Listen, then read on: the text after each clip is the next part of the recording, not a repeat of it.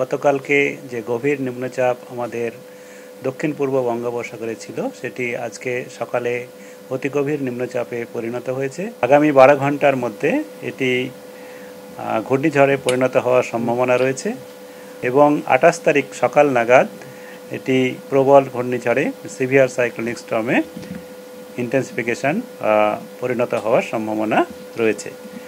আর severe cyclonic Sturm হিসাবেই প্রবল ঘূর্ণিঝড় হিসাবে এটি আমাদের উপকূল অঞ্চল অতিক্রম করবে। সেটি আমাদের অন্ধ্র উপকূল অঞ্চল, অন্ধ্রপ্রদেশের উপকূল অঞ্চল।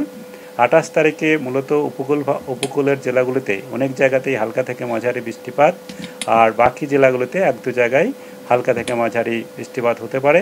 আর তার সঙ্গে সঙ্গে ভারী বৃষ্টিপাতেরও সতর্কতা দেওয়া হয়েছে দক্ষিণ 24 পরগনা এবং পূর্ব মেদিনীপুর জেলায় 28 তারিখে। তারপরে 29 তারিখে বৃষ্টিপাতের পরিমাণ আমাদের পশ্চিমবঙ্গের জেলাগুলিতে কিছুটা বাড়ার সম্ভাবনা রয়েছে। সেখানে দক্ষিণবঙ্গের সমস্ত জেলাতেই হালকা থেকে মাঝারি বৃষ্টিপাত থাকবে। তার সঙ্গে ভারী বৃষ্টিপাতের সম্ভাবনা রয়েছে উত্তর দক্ষিণ 24 পরগনা, পূর্ব পশ্চিম মেদিনীপুর, হাওড়া এবং ঝাড়গ্রাম জেলাতে। 30 তারিখে বৃষ্টিপাত থাকবে। 30 তারিখেও প্রায় সব জায়গাতেই আমাদের হালকা থেকে মাঝারি বৃষ্টিপাত। উত্তরবঙ্গের জন্য যেটা বলা হয়েছে, উত্তরবঙ্গে মূলত আমাদের 30 আর 31 তারিখে এর প্রভাবে বৃষ্টিপাত প্রায় সব জায়গাতেই হওয়ার সম্ভাবনা রয়েছে।